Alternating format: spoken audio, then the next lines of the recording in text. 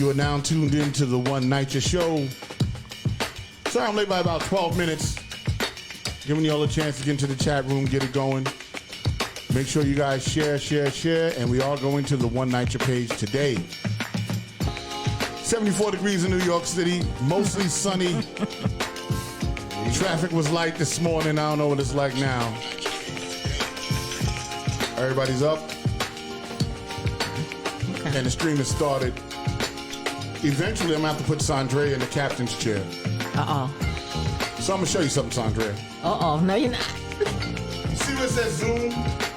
And Zoom? All you do is this. And that changes the camera. But we're not doing that today. We're not doing that today. Hey, Janet. Yeah. It is the One Night Show, and we're back. Share. Everybody share. We got a great show for you today. We have a resident council president on the line in the Zoom, and we're going to have some fun. 7 people in the chat room already. We're getting lit, y'all. Yeah.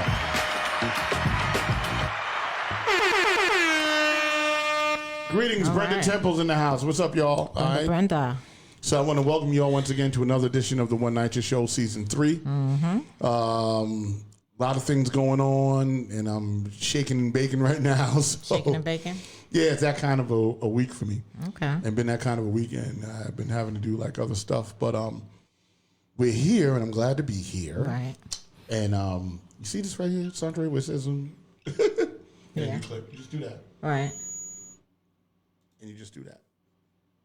And that just switches it back and forth. Yeah, that's all. Right? And you just do it with the mouse. Because Saundrea is going to run the board today. Oh, goodness. Okay. Yeah, Saundrea's on the board. After we switch over, I'll move over. Then you move over. I'll move over. Okay. But that's what's happening with me. My week has been busy as hell, and I'm telling you, Saundrea. Okay, so once again, greetings all. My week was busy and blessed as usual. Always giving praises and thanks to my Lord and Savior. My day today, as many know that watch the show, is checking on residents. Especially our seniors, to make sure they are not lacking anything. Of course, PPE, food insecurities, as well as any essentials. One time I was blessed to be able to help a resident get diapers as well as some chucks. So, shout out to the Isaac Center for making that happen. Monday, I poll watched for the final phase of the Holmes Towers Resident Association. So congratulations to those winners. The whole board actually got in. Tuesday, I was out with James, who is the field director of Congresswoman Carolyn Maloney's campaign. We had voter registration literature out there, as well as literature regarding her campaign. It was National Voter Registration Day, so that was good to be out there in the field and in the street. We were right by Holmes Towers. I met with Just Fix NYC recently on Wednesday.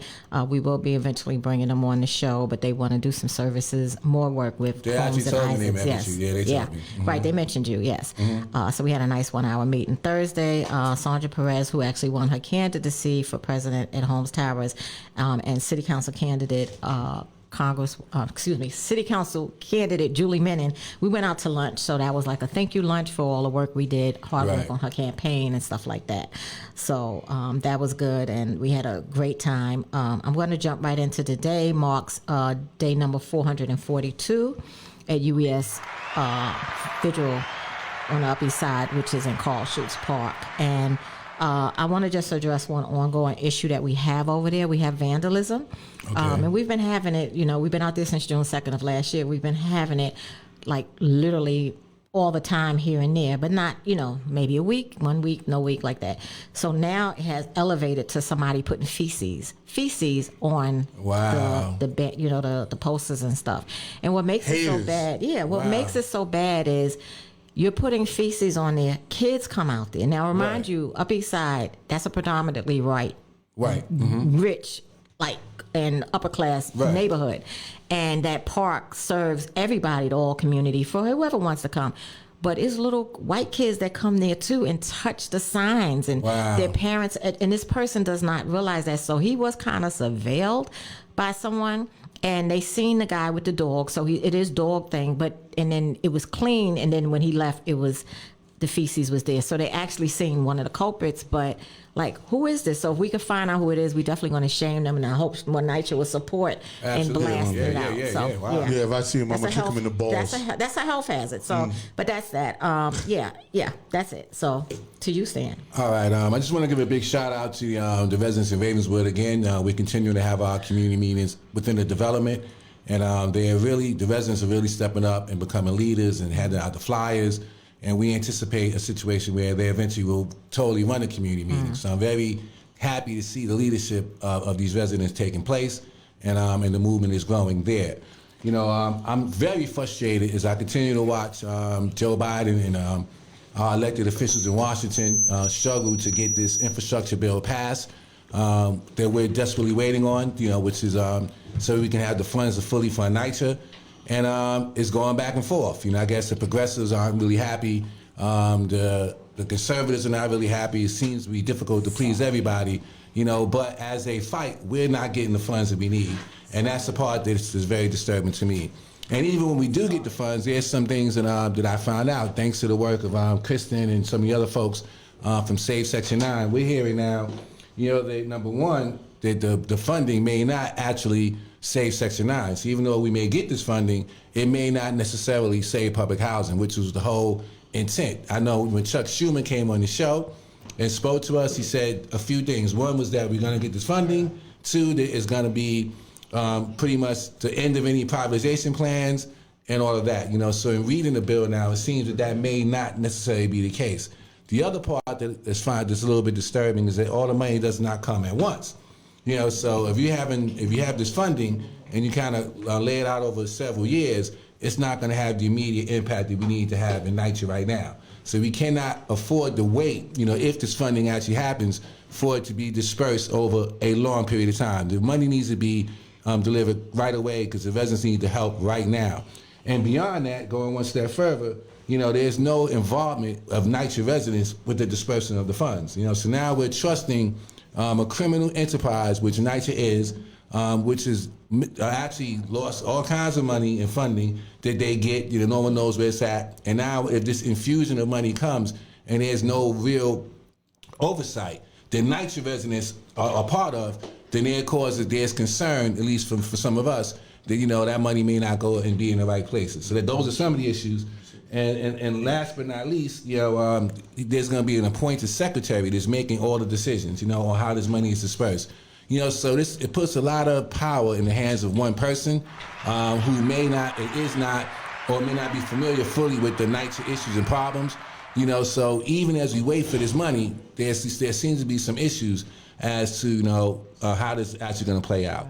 So that I find that to be very disturbing because we're looking for NYCHA to be fully funded now. Right. We're looking for the blueprint to be eliminated. We don't want RAD. We don't want any of that. And this funding was supposed to do that. So if for somehow it happens that it doesn't do that, then I'm gonna say to Biden, I'm gonna say to Schumer, who came on our show, right. that you let us down. Yeah. You let us down. Call him out. We're gonna call you out because we got him on tape, and that's pretty much as you described it, totally different from the way it may be sort of kind of playing out. So I'm concerned. Right. There's some concerns out there about this funding. Okay, and real quick, Gary Fax is on today. He's with us. We usually have Money Mike, but he fills in every now and then. So introduce yourself to people again. You were on last week. You were actually a guest, kind of. Yes, last week. And NYCHA resident. Yeah, Rucker houses. Yeah. And I need somebody because I know I have some of the residents from the RLA. Shout out to you all. That's shout out to you all. That's in the chat. But he's from Rucker's houses, so he said it was privatized. Somebody look into that. Let me know what's going on. Yeah. Y'all researchers, but go ahead. Just so we can jump into our guest. What's up, everyone? I'm Gary Fax. I'm filling in for Mike Jones. I'm one of the key people behind the scenes here in Boardwalk Global Media. We have a couple of shows on. And, as Saundrea and Stan said, I'm a NYCHA resident. And I'm, involved in a lot of what goes on. So, I'm happy to give input. Thank you. Wonderful. Yeah. So we're gonna, without further ado, trying to get this thing right because it's the first time I ever worked the board. So Go ahead, Saundrea. You got this. first time I ever worked the board. Y'all seen me moving. I'm gonna get them. I don't like to be moving in the camera. But, Okay, well, you got it. Yeah. So we have a guest here today. I'm not gonna really introduce him. I just want to say who he is. Ty. I met him through the Resident Leadership Academy. We are actually in a certificate program. Some of our colleagues are also watching the show as well. So shout out to the Divine Nine. How many of you all are in there? That's what we're called, the Divine Nine. All right, go ahead. So Ty, introduce yourself to our viewership. Tell them who you are and a little bit about yourself to start. Good evening, everyone. Thanks for having me on. I'm Tyree, known as Mr. Ty, the resident association leader for Lafayette Gardens in Brooklyn West. And I got into that position because when I moved from the co-ops across the street into Lafayette Gardens, I used to complain about everything. Nothing has changed. I complained when I was in the co-ops and I complained when I moved into NYCHA. And someone made a profound statement to me one day when they said, if you have so much to complain about and you think you can change it, why don't you run for the position? And I said, oh, you think you're saying something smart. I will run.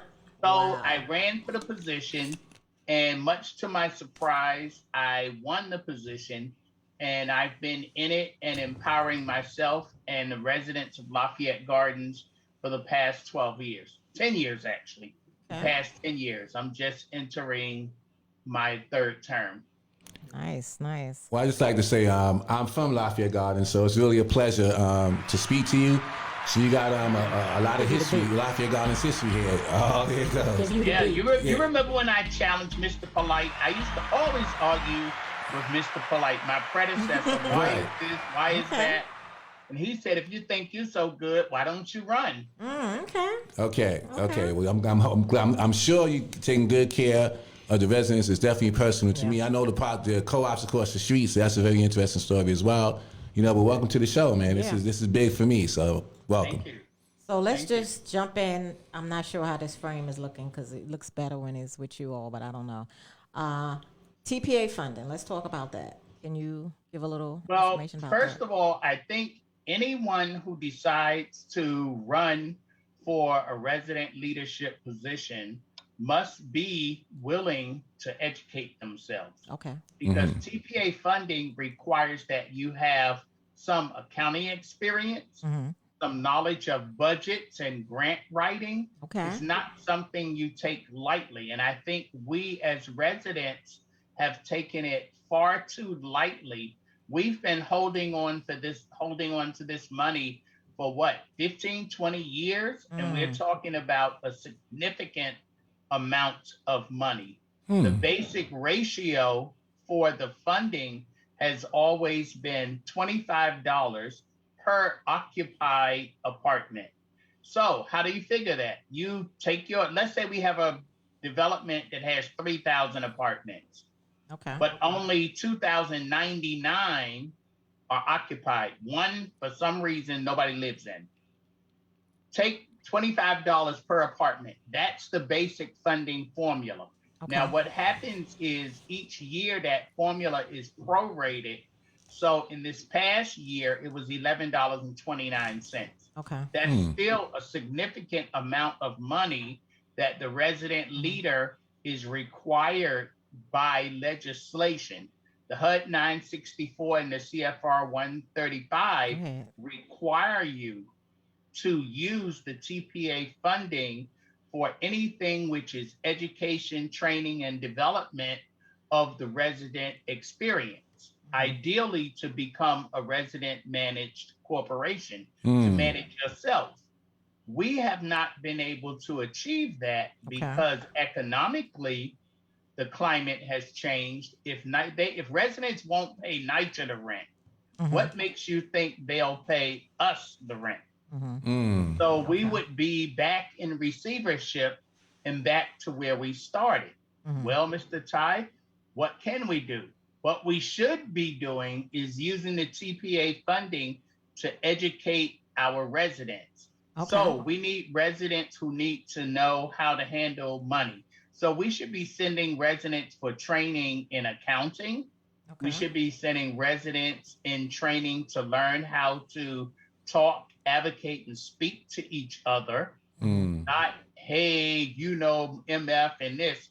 No, the way that we speak to each other is not the way that we can effectively speak to politicians and funders and supporters. We need to be able to speak the language of the person we are speaking to. Can I just pause you for 1 second? Yes. I want to just ask, that funding, is that per every occupied apartment? How does Occupied, yes. Okay, I just Every wanted to make sure that was occupied got you. So if the apartment is vacant, no funding.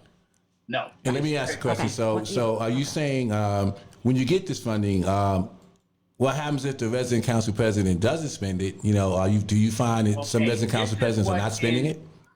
No, this is what is in negotiation in Congress and in HUD right now, because what's on the table and what has been on the table for several years is that we will lose it. HUD will eventually say, oh, you have these millions of dollars and you've never used it, so give it back and we're going to use it for something else. Wow.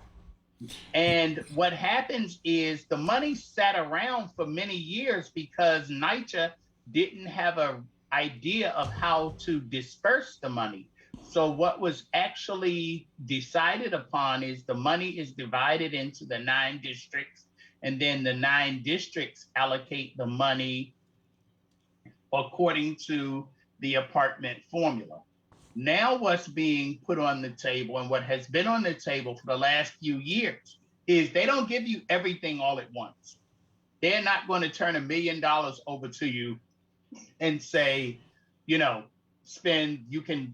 just not going to give you that kind of power. Okay. But what they do is say that you have $100,000 in the bank, we'll say 100,000. They'll say your yearly allocation for this year, your yearly allocation for 2021 is $10,000.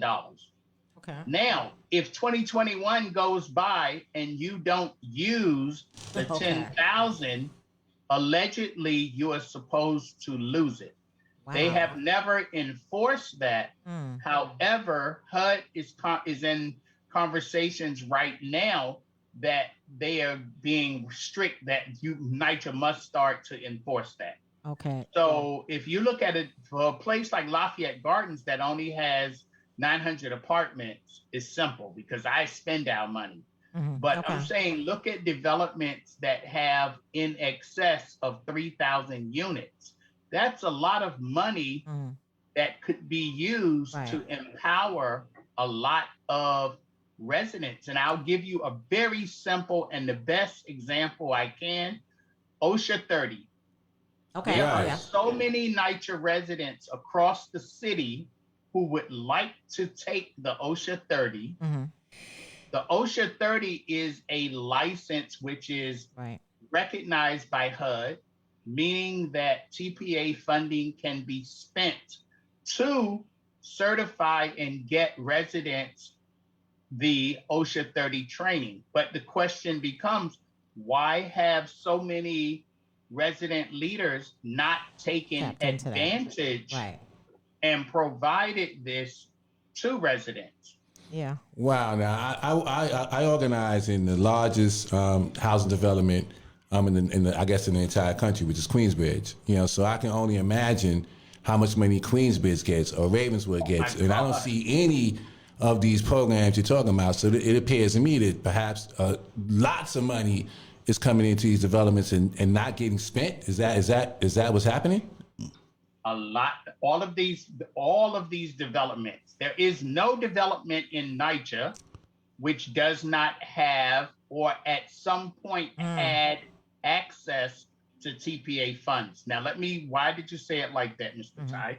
I said it like that because there are certain criteria that we have to do to remain recognized, meaning you have to have a legal election, you have to have a 5-member board at minimum, and you have to write a proposal. You just can't walk and say, here, I want this much money, give it to me, I'm gonna spend it. You have to write a proposal, submit the proposal, So I would write a proposal and say that I have 100 residents that I want to get the OSHA 30 for. Mm-hmm. I'm proposing to use Stan, who is a qualified teacher, and here are his credentials. This is how much he's going to charge me. These are the dates that he's going to do it. And I submit it. And they verify that I have enough money to pay. And they say, yes, I can go ahead and do it. That's the piece which is missing. And big shout out to Ravenswood. Ravenswood had I want to say maybe 2 presidents ago, you had a resident leader who had an amazing website up for Ravenswood Housing. And it was amazing. It got me into social media and creating the same for Lafayette Gardens, but she had an amazing website up, and she was what I called an empowered resident leader. Awesome. I can't recall her name, and I don't know what happened to her, but I don't believe she is the resident leader now. Probably not, and I don't see a whole lot of that going on in Ravenswood, where I organize a lot. So, and a lot of residents are asking these questions like, "What's happening with the money?" And they're like wondering, like they're not seeing it being spent to their benefit. So you definitely shedding some light, and I think that I guess we're missing out on some incredible opportunities. It looks like.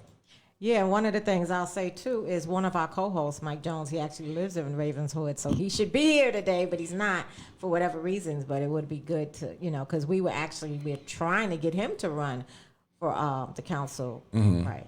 So let me ask you this, Ty. So, as you know, some developments did not have resident council presidents, no board, no nothing going on. They have had some elections. I know Queensbridge had an election. Holmes Towers had an election. So I know Holmes has been out. If I can stop you right there 1 minute. HUD, as soon as COVID you ain't let me get my question out, though, Ty. Go ahead. Okay, but I wanted to say HUD put everything on hold. No meetings, everything got put on hold because of COVID. That wasn't now my that question, COVID is the release has happened. NYCHA has been ordered to bring all elections and all resident association activity up to date, which is why you have this onslaught of activity within the resident engagement department. So it's my understanding right now that anyone who was due in 2019 and 2020, their elections must happen within the next 45 days. Okay, that wasn't my question, so let me continue my question, Ty. Thank you. So I wanted to know about funding since they had no representation. Was funding still going in? Does it sit there? Does it not go there? That's my question to you. Yeah. I'm aware of. I am aware of the fact that the ones that didn't have representation, they were going to be having elections. I'm aware of that. So, but like I said, my question, which I didn't get to finish, I'm trying to get it out, is what happens with funding? Does funding still come in if there's no representation, and what happens with it, if you know? Okay, that is a big question that you ask. It has a few loopholes in it. Okay. There is always representation. You have to remember that having resident leadership is not arbitrary. It's not, you can or you can't. Right. It's required by HUD law, and it's tied into the overall picture of money that NYCHA gets. So NYCHA is going to, say for instance, you have a development where, say, the president passed away, nobody wants to run, NYCHA will come in and facilitate elections. They must have a recognized board. If the board does something to jeopardize their legality, then NYCHA will send something to them and to HUD to say, we have withdrawn their recognition until they make these corrections. That allows the funding to continue. At no point does the funding is like given a while ahead. So that's why I was saying NYCHA had gotten all of that money and held on to it, which is another problem because where did all the interest go? Right. That's a great question. Go ahead. Okay. Where did all the interest go? But they held on to it for these years until they decided how to distribute the money. Now the process now is each resident leader is given or they sign their name for a credit card. Right. So they are a legal fiduciary. They turn in a budget in January for how much they estimate they will spend during the year. So I know whatever my allocation is, I put in a budget for at least 1% over that. So I'm going to use that, plus I'm going to use 1% of my allocation that's in the bank. So you understand it's in two parts. It's allocation that you have sitting in the bank, and it's your yearly allocation that I'm giving you right now. So Stan, if I say, okay, you have $500,000 in the bank. Now, out of the money that we've been holding, I'm going to give you another $50,000 this year in 2022. However, if you don't spend that $50,000, you're going to lose it. We're going to give that to a poor development. But you will still have your money in the allocation, in the bank. What HUD is proposing now is that if you don't use your $50,000, you lose the whole entire kitty. Wow. You lose the allocation and you lose your yearly gift. That's crazy. That don't sound like I know a good thing. you did say in your statement just now, and maybe correct me if I'm wrong, that there's always representation. So can you please explain that? Because I know at Holmes Towers, I'm not sure with Queensbridge, but their board was dissolved. So there was no. Sandy, you always want to get me in trouble. Well, I'm trying to ask. Because I do want to add. Yeah, right. Have a board does not mean the board is visible, active, and educating. There are some places that have a board. You don't know who they are. Well, I know the coalition, the work we do, but we're not They are not doing anything, and they are certainly not out there educating residents. Right. If you came to Lafayette Gardens and you said, "Oh, I have a problem with my door. It's broken. It's been broken for a month," residents are going to tell you, "Oh, you need to go over there to that office right there and see Mr. Ty." Well, what I'm trying to get at is that the board was dissolved, and for Who dissolved it? Pre-COVID, there was a big meeting and a resident or two and some vote. They got rid of the whole board. They wiped out the board, so we had no. They I'm had. sorry, Let me. A question if it was dissolved by NYCHA and HUD. Or if the residents decided, because if HUD and NYCHA had decided that for some reason their recognition was being pulled, they would have facilitated having another election unless COVID said stop. It was pre-COVID. It happened. I believe it was with 2019. But also they took away the room key from the lady and everything. So that's why I'm asking about representation, because you said there's always, but I know that they had, and the same lady ran, but again, maybe with a little bit of a difference with her board. She actually wanted back her seat and so forth. But I was just curious because, you know, when you're saying there's always representation, and I know that board was dissolved, I don't know if it was dissolved. I know residents did advocate some to get this done, and there was a big meeting, and there was a vote or something, and it got dissolved. So I'm here, I'm trying to, really get the gist of it, because you said there is representation, but I know that the Homes Isaac Coalition, we have been doing work in the community, but other than that, they had no council president.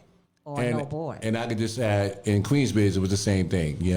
They came and took the keys, locked the door. Yeah. And now we did have an election, which same day is questionable at best. I just say that, and I guess they'll move forward, and hopefully this funds will be released. But let me ask a question, and from your perspective, as I know in working with resident council presidents, I'm often in conflict with them, especially if they are for the blueprint. So my big question for everyone, and I'll ask you as well: are you for the blueprint, and do you find that most absolutely against the blueprint? All right, give him some. Good. So Lafayette Gardens review will stay public. That's right. That's good. I'm glad to hear that. Right. I'd like to just explain that though, because I don't want people to think that a lot of residents have just made the decision that it's not a good move based on what someone else said. Mm-hmm. My decision is based on, I am on the roundtable committee. Okay. I'm on the new neighborhood model committee, and I do a lot of reading. I empower myself. I am a Section 3 coordinator. am just educated fully on what it means and what it will be.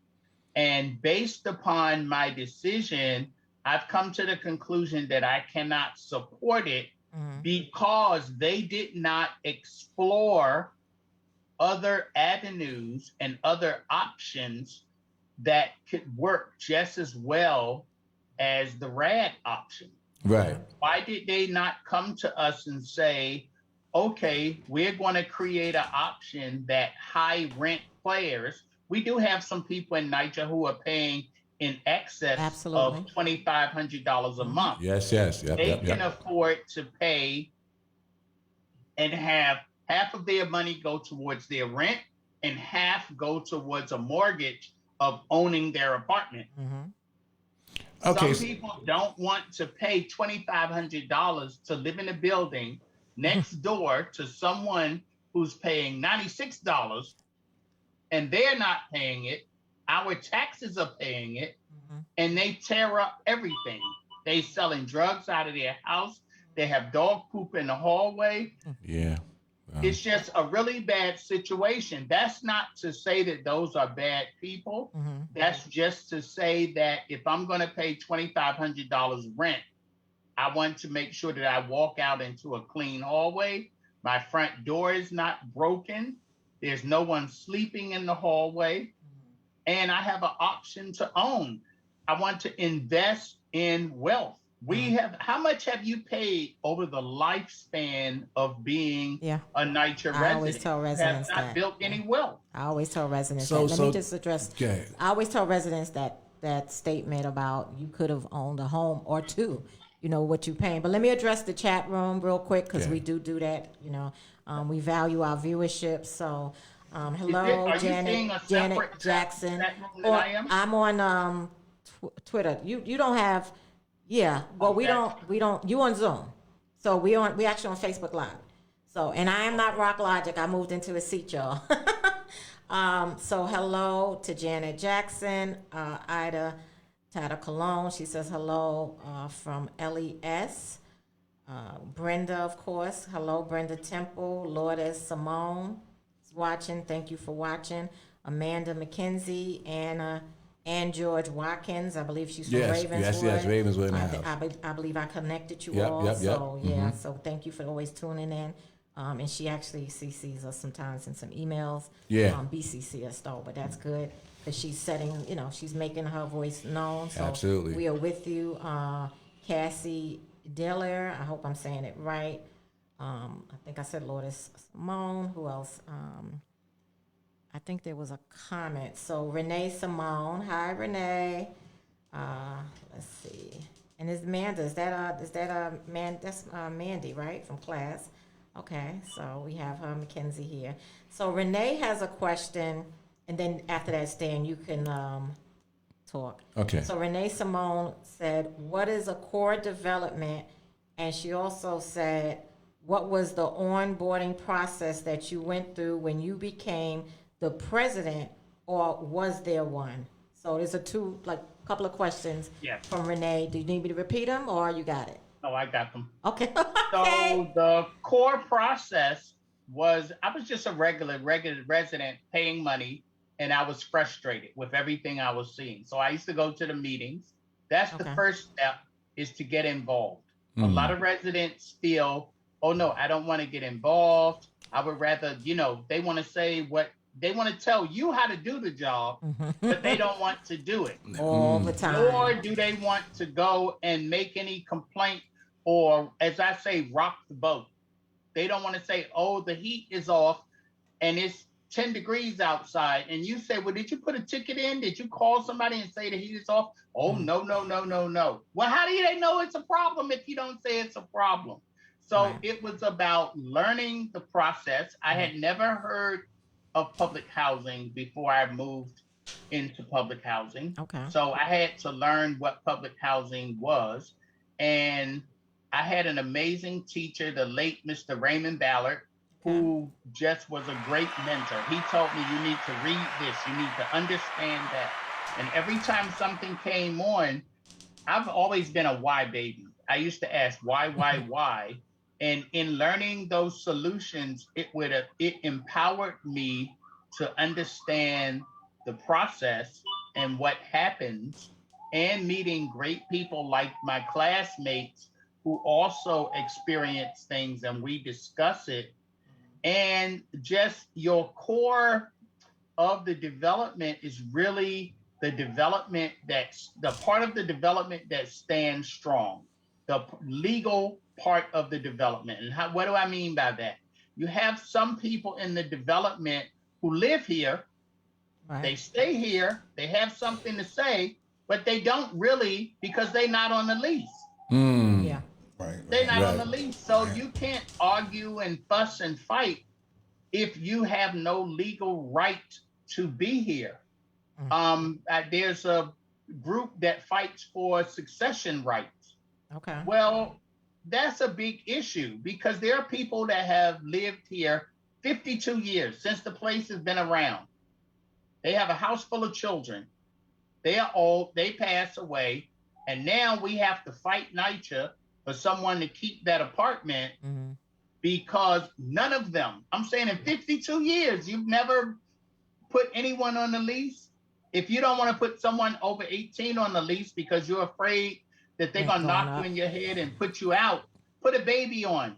There are enough babies being born here. You can put a 2-year-old on the lease. Yeah. By the time they're 18, you can have them removed from the lease so that they won't have any legal... Hiding the incomes. That's right. That's hiding the incomes, yeah. Exactly. They don't want to be responsible. So what I appreciate about what you said is that you did the homework. So I got 2 questions. Did NYCHA come to the resident council presidents and explain the blueprint, which it sounds like they didn't? And also, what percentage, I guess it's a guess, but what percentage of resident council presidents do you think have done the homework? And I ask that question because I'm speaking to several resident council presidents who have no understanding of what the blueprint is. And they're representing these large developments, and they really don't have a clue, So I want to get your perspective on that. I was reading Alinsky today, and he was talking about, is it the ends to the means or the means to the ends, and how they juxtapose to the end result. And NYCHA is a good example of this with the blueprint.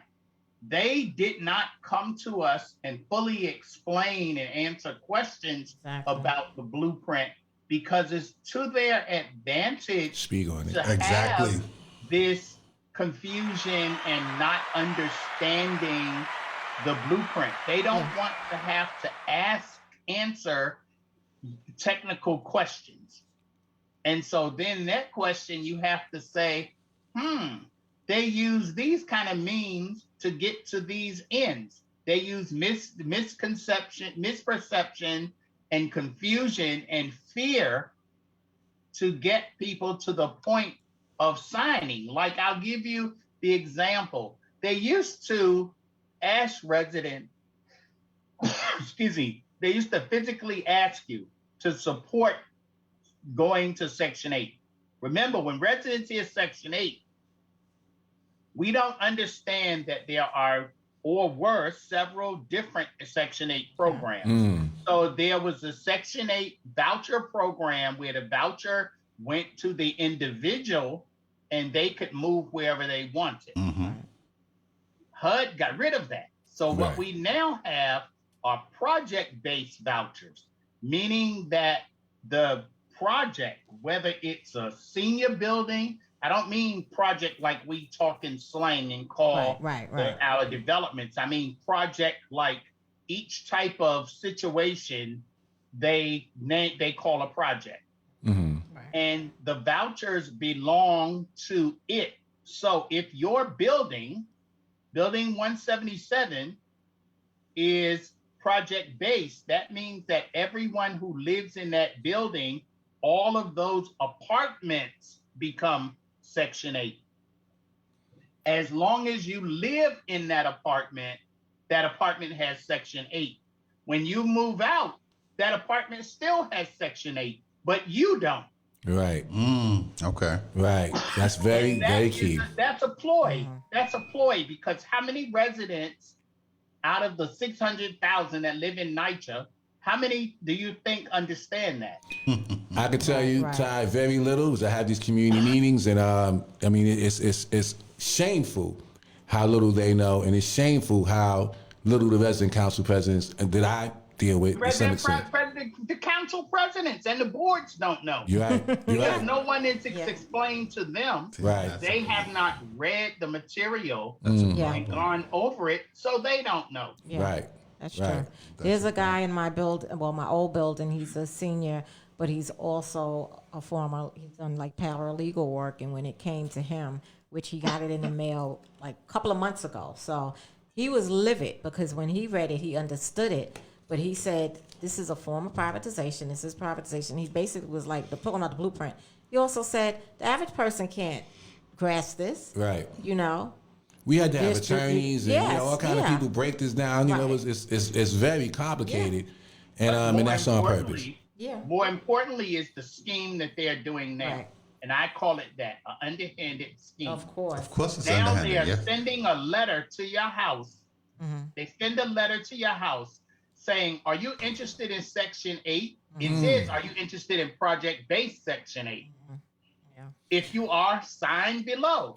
And what does it say? I will relinquish all of my debt and troubles to NYCHA Section 8. Sad. So what does that mean? Sad. That means any monies that HUD gives in your behalf for rent will go to the building. So now, Ty, let me ask you, folks. So that's troubling that you say that now. So that means I could be living in a development. I get one of these letters. I sign the letter. So actually, my apartment, even though the building hasn't been privatized, but my apartment has been privatized. That's kind of like what this sounds like. Is that what you're saying? Yes, if 51%. This is the situation. Wow. If 49% of the people say they get all the letters back, and 49% of the people said, no, I do not want this, then they have to go back to the drawing board. But if 51% of the people say yes, you don't have any choice. You have to go with what the majority went with. Wow. And if you say no and you stop paying your rent, they will eventually come and take you to court and put you out for non-payment. Yeah. Ty, that's important information. Yeah. 51% is critical. I have begun at Lafayette training sessions with small groups of residents to teach them what it means, what the letter means, what the privatization means. Because what they've done is they come here and they bring residents from other developments where they are so happy or were so happy with what happened. One development right down the street from us, they went private, and they cannot be compared to Lafayette because they are 4-story walk-ups. They don't have elevators. They don't have hoppers for the trash. So when I asked them and I said, well, did they work on your elevators? Did they put in new boilers? Their answers were, oh, no, we don't have elevators. We don't have the boilers like that. What they did was they put a shell over our old bathtub, and they put up new cabinets in the kitchen and new paint on the wall. And those residents were happy until most recently I spoke to them, and they're upset because the cabinets have fallen off the wall. Thank you for saying that. Thank you. And the mold comes back, and the leaks come back, and all the other things that the NYCHA residents are dealing with come back, and now you have less power. I'm so glad. Keep in mind, it's a new lease. Keep in mind, it's a new lease. Yep. Once the 51% sign and say they want to go over, the new company will come in with a new lease. Your lease with NYCHA is null and void. You no longer have a NYCHA lease. If they come in, if Stan's Occupy Company takes over, then Stan's Occupy Company is going to execute a new lease, and everyone has to sign. Yeah. Wow. Now, we signed the new lease. I'm subject to what the new lease says. And this is where a lot of residents are having problems because it says in the new lease that if you will be 3 times late, we have the right to put you out. Yeah. Oh my God, If say you that. have people staying in your apartment and they're not supposed to be, we have the right to put you out. All of these are things which are basically in the NYCHA lease agreement, but they have never been enforced. So it's just like not having them. Yeah. If you look at Ocean Bay, Yes. Ocean Bay was the first development to go private. Yeah. Yeah. And their eviction rate and their eviction action rate shot up to over 80%. Absolutely. Horrible. And NYCHA had to go back and renegotiate the contract. That contract that they allowed that developer to sign, they said, oh no, we can't let this happen again. We can't have this many people be taken to court for eviction action. But it happens. Right. All right. Let me jump into the chat again. Wow. Great information, man. Yeah. Ty's bringing that information. Yeah. Saundrea. Aisha says, I think tenant association leaders need to go through an onboarding once elected. Yeah. Let's give us some for that. Yeah, I think that's true because what they do is they don't onboard you or they don't bring you in the picture until they need you. Yeah. HUD says something, oh, you guys, we have too many complaints about this. They are complaining that you are not allowing them to use their money properly. So what did they do? They came up with the commercial card and then they needed us and then they onboarded us. Let me finish. But when they had no onboarding, no introduction or training about about this whole, trust and that piece, not even today, they haven't. They immediately went right to the residents and started training and educating the residents. Oh, and notice how they do it. They don't say, these are the 2 options. They say, this is what's good for you. So the letter states that? You saying that language is actually in No, I'm saying when they had the round table. Right, okay, I got you. The round table. Right, okay. At the round table, they didn't say these are the options that are on the table. Right, I got you. They did like your doctor does. You go to the doctor and you have cut yourself. And the doctor says you are going to need 8 stitches. We're going to put 8 stitches in. That's exactly what they did with the round table. You went to the round table and they told you Russ is going to try to get this trust and you need to go along with it. So how many residents just hopped on the bandwagon without asking any question?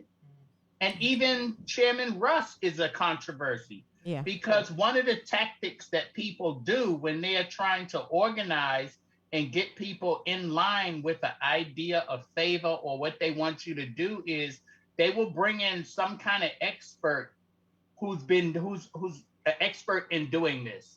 Right. So what did they do? They brought in Greg Russ, who's an expert in rolling over and rolling in the RAD and the PAC and the trust. They didn't just arbitrarily pick him. They picked him because this was a plan that was in the making. Yep. And they got someone that they knew had experience in this. Absolutely. Yeah, definitely. Let me run back to the chat again. Great information, Ty. Great. I want to make sure our viewership is being recognized. Brenda Temple says, God forbid if you increase your income above Section 8 requirements, nefarious plot. There was something else I think you were speaking about. I don't know when this came in. But Renee Simone said, what is the name of the development? So if you think about that, let us know, Ty. Well, Section 8 requirements have a higher threshold than the 30%. if you know right now, there is this thing with the ERA, the rental assistance program ERAP. that's helping ERAP. people It's pay called their ERAP. rent. Regular NYCHA residents are not accepted because the excuse is you already have a subsidized rent. The lowest person on the totem pole that can apply is our Section 8 residents. So the notice that they sent out to resident leaders said that we should encourage residents that are Section 8 to apply for the ERA rental assistance. And when I did someone's annual yesterday, I noticed that as a part of the annual process now, they have added in a form that says, I give my permission to NYCHA to seek ERA funding in my behalf. Okay. They want their money. They want their money. But so are you saying, so if they sign that form to get this funding, in effect, that's a backdoor way to have them accept Section 8? Am I seeing that correctly? Yes. If you sign the form and then this weekend Biden says, you know what, even subsidized people, we're going to help them pay for their rent assistance. You already signed the form, so you don't even know that it was given to you. Exactly. There's going to be a lot of litigations going forth because this is really incredible. Unjust, and sending out stuff to people, literature for them to sign, and they don't really have any counsel on it, which is just horrible because especially our seniors, they're the most vulnerable because it's just bad. Wow. Amanda says, what happens if you don't sign the new lease? And I'm trying to get to your comments.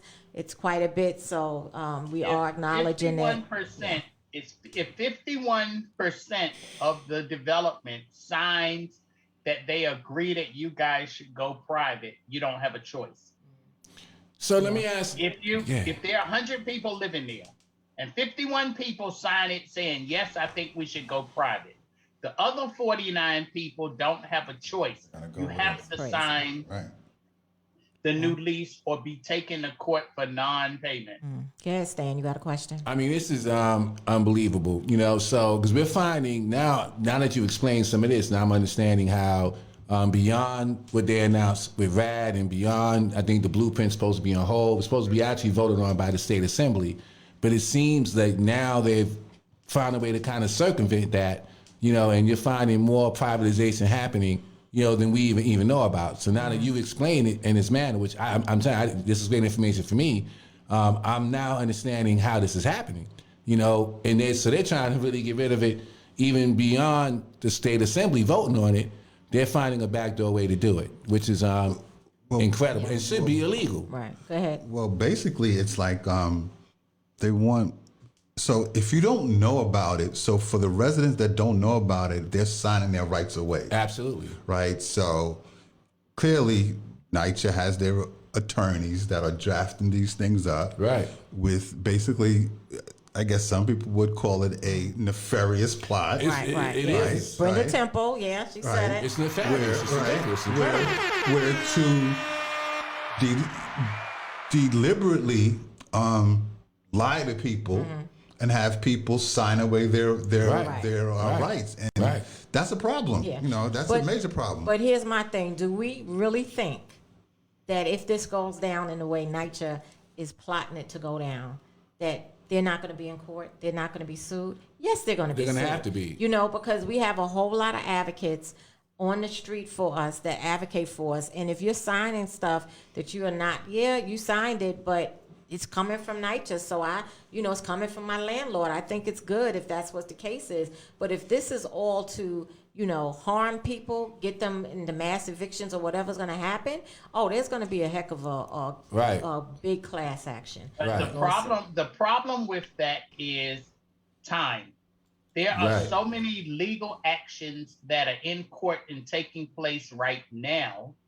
And NYCHA has been accused so many times of twisting or shaping it to their narrative how They are. And one of the things that they've been able to use to get out of a lot of this is, well, this is what the federal requirement is versus what the New York Assembly requirement is. Because remember, above everything, first and foremost, above everything, we are federal housing. Yep. Right. New York State can't oversee and tell HUD, no, we're not going to do something, because NYCHA, New York City Housing Authority, is run by the state of New York in name only. We are a federal housing program, which mandates everything.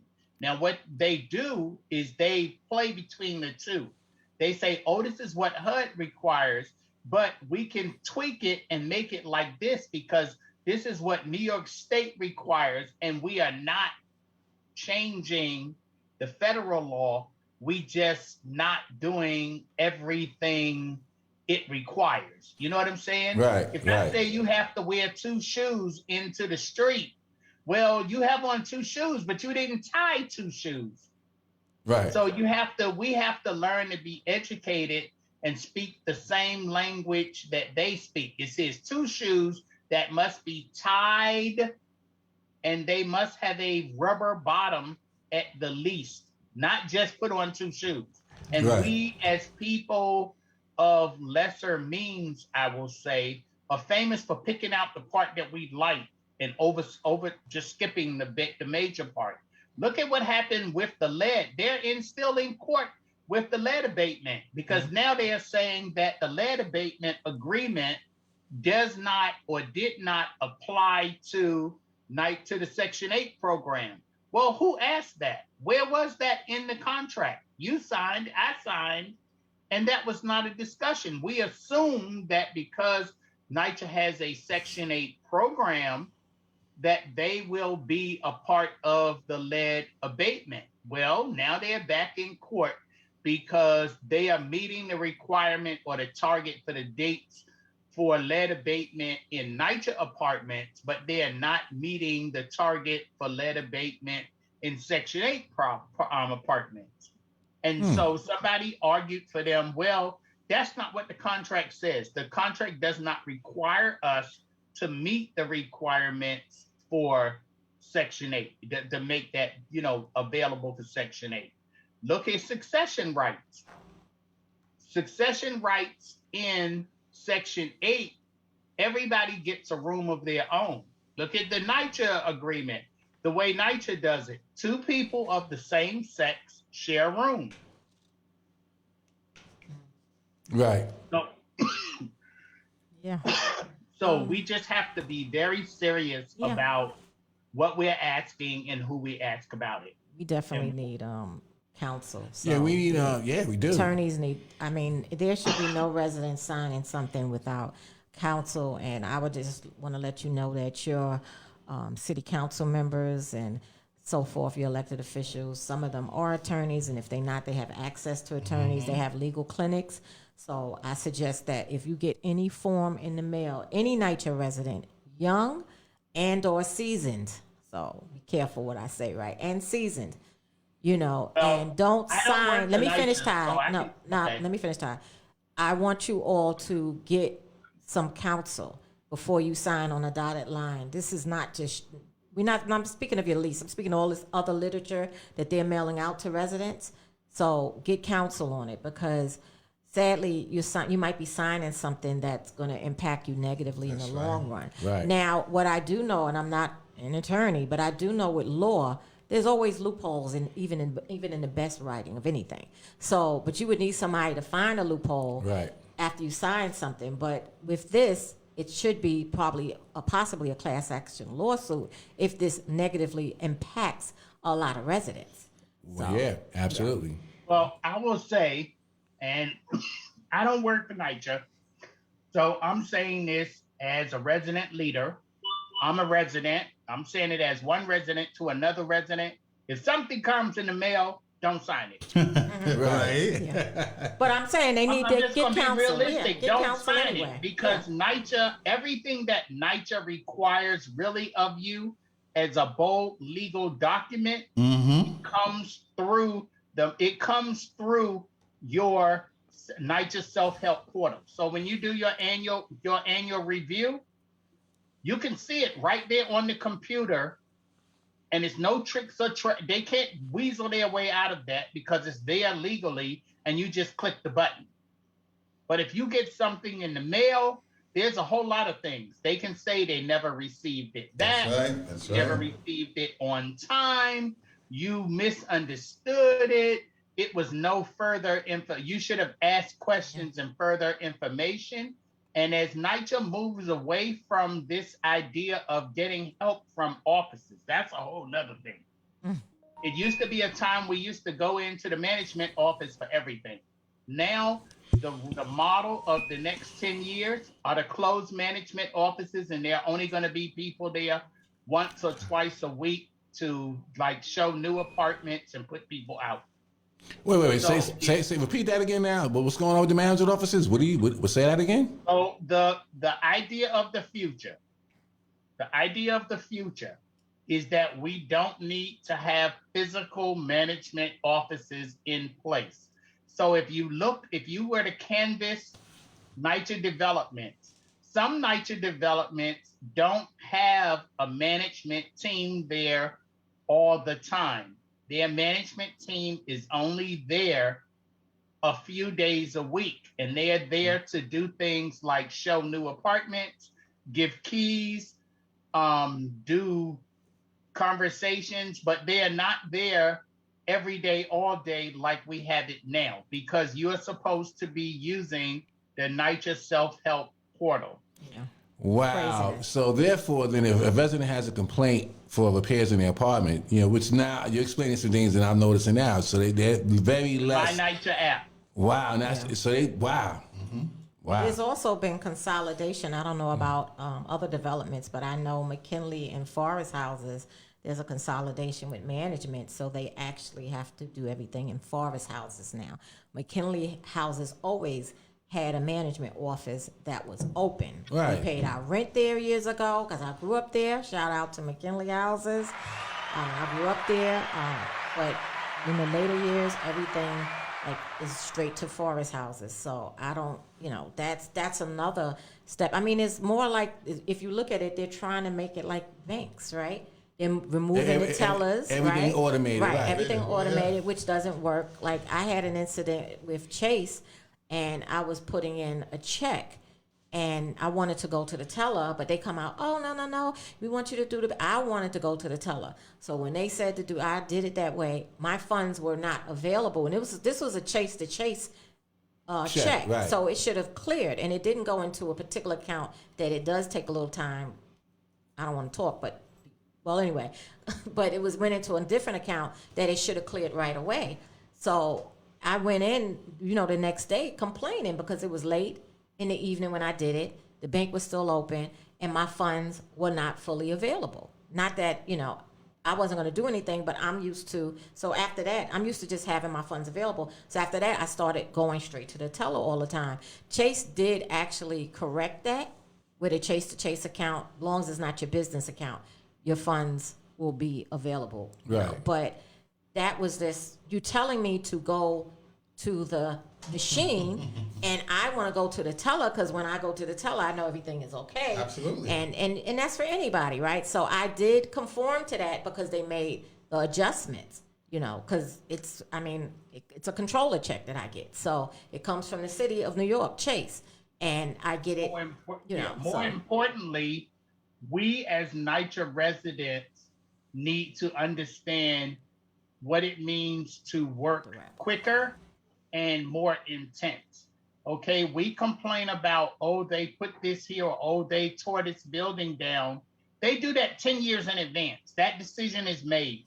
They're voting today in 2021 for things that will not begin until 2011. With a different administration sometimes. Right. That's right. The same thing with NYCHA. NYCHA is planning 10 years from now, who are they talking to? If you look at most things that come out of NYCHA, it says 16 to 24.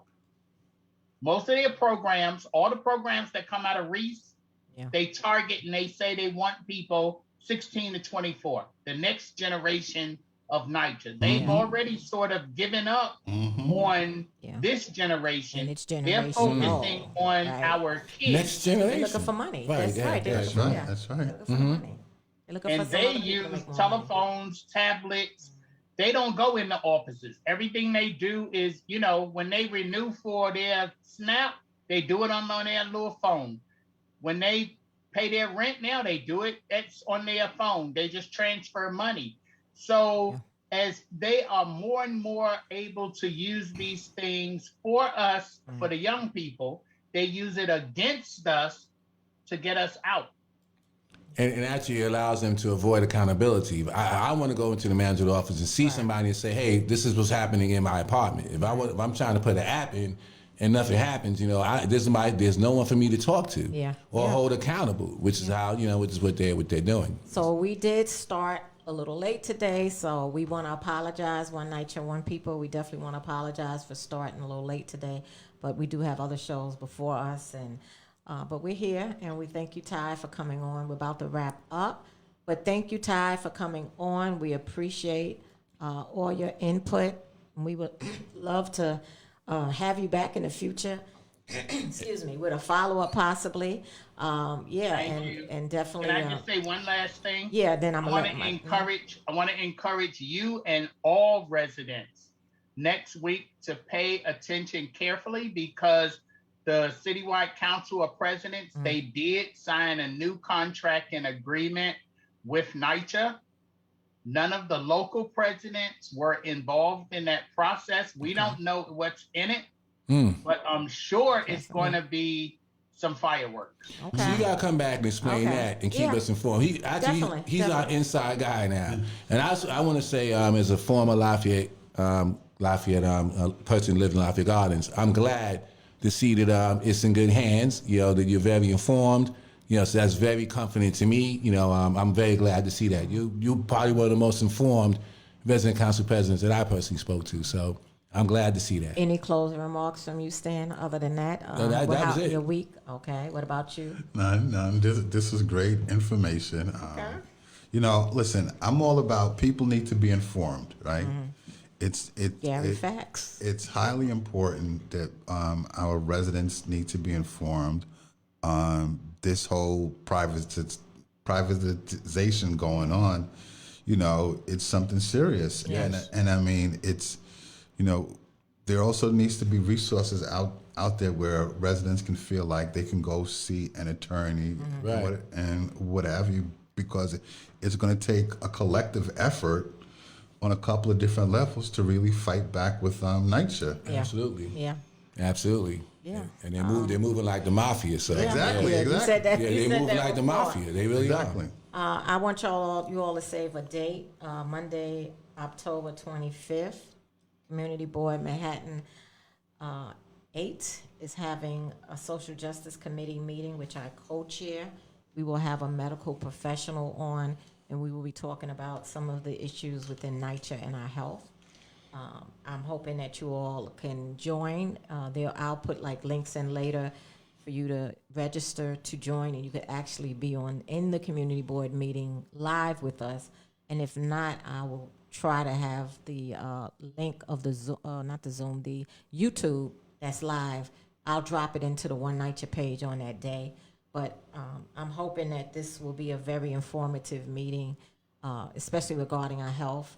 A lot of residents, we're living in NYCHA, and we don't know the underlying conditions that has exacerbated in our lives, not from where we worked at, not from maybe if you smoke cigarettes. It could be just from living in NYCHA. That's right. From the That's mold, right. from the That's mildew, right. from the infestation. So NYCHA, our health matters, and this is a very important committee meeting we're doing. I am really vested deep in it, and I'm hoping that we can have some people tune in or watch it even later. Just get the information and just understand.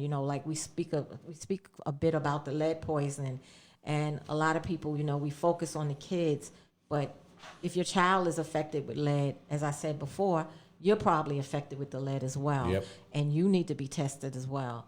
So, yeah, that's basically it. Save the date. I'll continue to talk about it during the rest of the shows coming up to just keep y'all reminded of it. But this was a great show. Once Great again, show. thank you, Ty, for coming on. I would say you're a friend to the show. Yeah. And we'll be in touch, of course, and I'll see your classmates, all of the Resident Leadership Academy classmates that are here, the Divine Nine. I don't know if all 9 are in and watching, but shout out to you all and our professors, Artie and Michael. We really do great work together, and we learn from each other. There's a saying, and it's in the Bible, iron sharpens iron, and that's what it's about. You know, we learn from one another. So once again, thank you, Ty, for coming on, with the horns and everything. We really appreciate this, and we definitely will bring you back on down the road. And that's it, you all. We about to lift off. One night, you're one people. Do the thing, guys. One night, you're one people. One people. Let's go. One night, you're one people. You got the music. You got One about sign off music. one night, you're one people. There you Okay. go. We out. All right, Ty. We out. All right.